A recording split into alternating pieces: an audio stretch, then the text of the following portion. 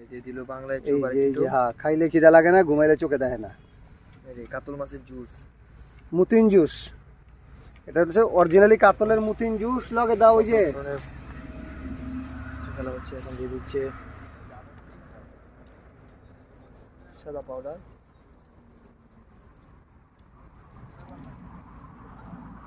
এবার খাইবো। খাইবো খাইবো না, খাইলে খাও, না খাইলে যাও।